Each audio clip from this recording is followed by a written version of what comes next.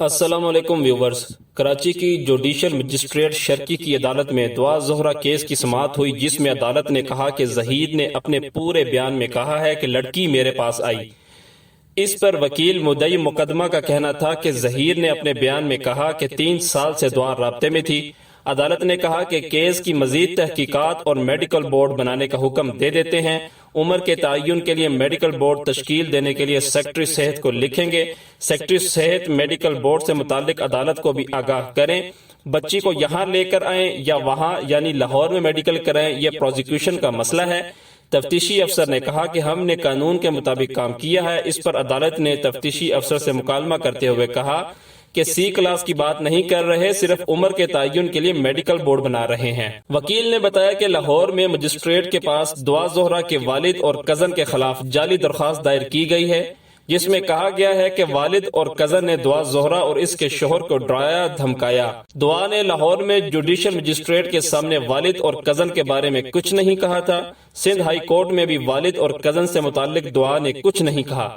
Police کی نگرانی میں دعا کو لاہور سے لا کر بیان ریکارڈ کرایا گیا، ایسے میں آزادانہ طور پر بیان کیسے ہو سکتا ہے؟ وکیل نے کہا کہ عمر کے تعین سے متعلق اعلیٰ عدلیہ کے فیصلے موجود ہیں۔ 16 سال کا بچہ اگر اپنی مرضی سے بھی کسی کے ساتھ جاتا ہے تو وہ اغوا تصور ہوگا۔ نادرہ ریکارڈ کے مطابق جب دعا زہرہ گئی تو اس کی عمر 13 سال 11 ماہ اور کچھ دن تھی۔ فاضل جج نے کہا کہ میری سمجھ بوجھ کے مطابق سپریم کورٹ نے سندھ ہائی کورٹ کا فیصلہ کل عدم قرار دیا ہے۔ بعد ازاں عدالت نے سیکرٹری صحت کو میڈیکل بورڈ بنا کر دعا زہرہ کی عمر کے تعین اور کیس کی مزید تفتیش کا حکم دے دیا ہے۔ جی ویورز، تو اب دوبارہ ایک میڈیکل بورڈ تشکیل دیا جائے گا جو کہ دعا زہرہ کی عمر کا تعین کرے گا، جس کے اندر تفصیلی میڈیکل رپورٹس اور تفصیلاً جو ہے واضح طور پر ایک میڈیکل کیا جائے گا، جس پر یہ ثابت ہوگا کہ دعا زہرہ کی اصل عمر کیا ہے۔ اگر دعا زہرہ کی عمر 13 سال 11 ماہ اور کچھ دن ثابت ہو جاتی ہے تو عین ممکن ہے کہ یہ شادی بھی ختم قرار پائے اور یہ شادی ختم ہو جائے، اس شادی کی قانونی حیثیت ختم ہو جائے گی، اور اس کے بعد اس شادی کا نکاح پڑھانے والے نکاح خواں، اس کا ہسبینڈ ظہیر اور یہ سارے جتنے بھی ملوث افراد ہیں سارے گرفتار کر لیے جائیں گے۔